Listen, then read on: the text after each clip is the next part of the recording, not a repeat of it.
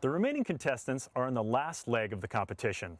They've moved from the vineyard into the winery and have started to create their own label. The winner of this next challenge will launch their own label nationwide. But they're about to find out that the winemaker is never very far from the vineyard, where a lot can go wrong. What happened? We got a situation here, and this is it. We got a pipe that's busted. I think the best thing that we can do right now, we'll see what we need down below here. Mitch is the wine grower at Halter Ranch. Halter Ranch is a small winery in Paso Robles. There was a busted irrigation pipe and about a 6-foot pit full of mud and water, and it was our job to get in there and fix the pipe, as it would be if we were winery owners. You guys are looking for an elbow down there, like you said, and maybe a broken pipe. We'll get to it. We're gonna clean it up a little bit. Oh, there it is. Yeah, go the other way. I think that Ross is a solid competitor, whereas James, he's a Napa Valley sommelier already. I don't know why this hasn't happened already for him, and he should have been making wine. Ross, he's got it. And Taylor, he's certainly got the enthusiasm, certainly the charisma to follow through. But I think I have it and a little more. There's nothing I want more in the world right now than to win this show. I don't have a backup plan. I don't have an alternate. I must win. My future depends on it. Before we get started, I wanted to introduce two people who are going to help you with your next and final challenge. They're both from a company called CrushPad in San Francisco. The first is Michael Brill, who's the CEO, and the second is Michael Zitzlach, and he is the chief winemaker there. You might have heard about CrushPad. It's a unique service. It's a urban winemaking facility, which basically allows anybody to be a winemaker.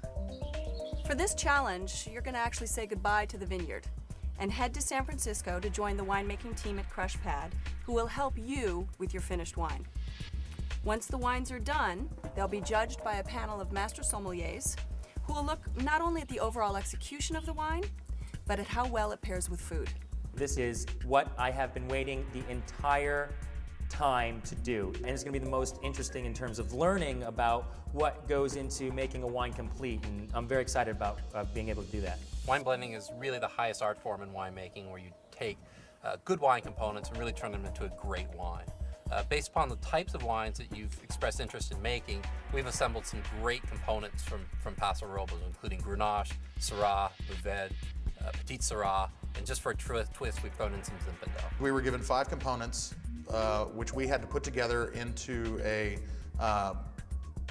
style profile that we each individually picked. So even though we were starting with the same base ingredients, all 3 of us came out with stylistically unique wines. The first thing we'll do is when we get you to San Francisco is appoint you one of our winemakers who'll be able to help you work through the process of putting this master blend together so that you can ultimately achieve that final wine that'll be put in front of the sommeliers. So we look forward to seeing you guys in San Francisco.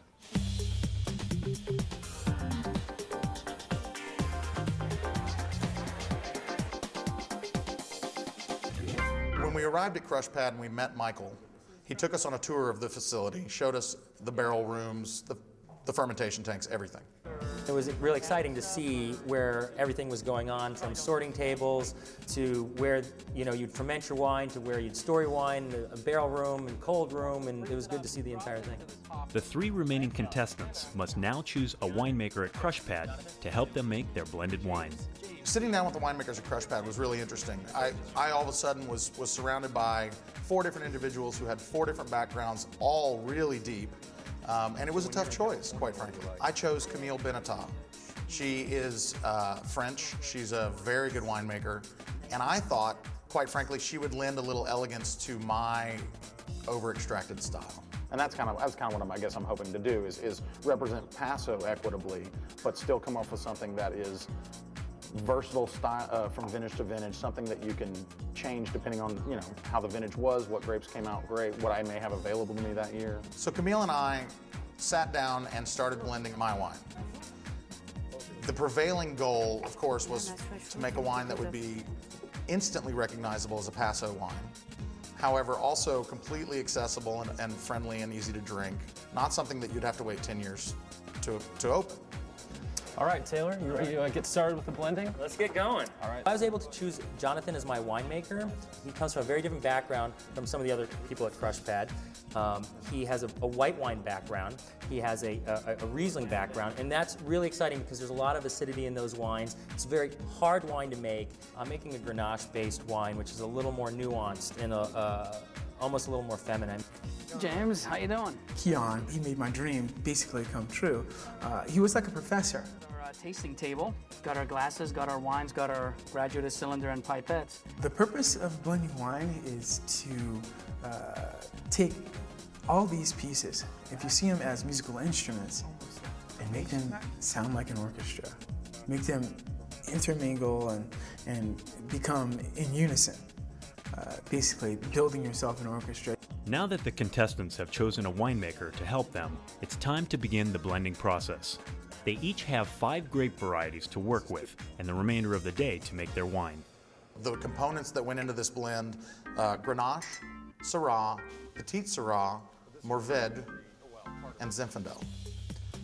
All very representative of the area, all delicious wines. I was actually probably most impressed with the Grenache. It was my base. In order to blend their wine successfully, the contestants must combine art with science. They really need 2 sets of skills. One is a set of technical skills, the other is a set of sort of artistic skills. On the science side, it's really about taking multiple wines that have different technical elements, such as acidity, blending those together to achieve the goal that you're trying to hit. The artistic side of blending really contains a lot of intangibles. It's really not materially different from creating music or writing or painting. It's often something you really can't pin down to a set of technical requirements. It's about visualizing ultimately what you want to create, and then being able to also visualize in your mind the components that you have to work with, understanding how combining these multiple components might get you closer to your goal. Some people are just intuitively very, very good at it. Some people need a lot of trial and error. The contestants continue to work through the blending process. Some of them are getting closer to making a final decision about their blend. So after the initial blending, we hit on what I thought was the perfect blend. Went back and I retasted, and I felt like something was missing. And I got really concerned because you know, you don't want to second guess yourself, especially once you hit on what you want, but I just felt like there wasn't enough oomph coming out of the glass. And so I was able to change the blend before we went into, into the final blend stage. And that little bit, it was only a minor change. It was just a little tiny bit more of one grape, but it changed the nose completely. But it's funny. This is a pretty nuanced, subtle wine. So when you're talking about the difference of a couple percentage points of these components, it can make a difference. Once I had finished my blend, I really felt like I was happy with the product. I could sell the product, stand behind it with, pleasure. And I let it go at that point. I stopped worrying about it at that point. I had made as delicious a wine as I could, and there wasn't so much I could do after the fact. I pretty much let it ride. Flavor profiles were perfect. By the end of the blending trials, I was confident. At one point, Keon took the top wines that I selected in the group, and he made me do them blind. So never second guess yourself with these kind of things, If in your first impression one wine's going to really stand out, then that's probably at the end of the day going to be the one you're going to be very happy with. So he made me have a choice, a final choice, and there's a choice I had to live with. And I didn't change it at that point. There was no changing it. There was no going back. I could sleep on it.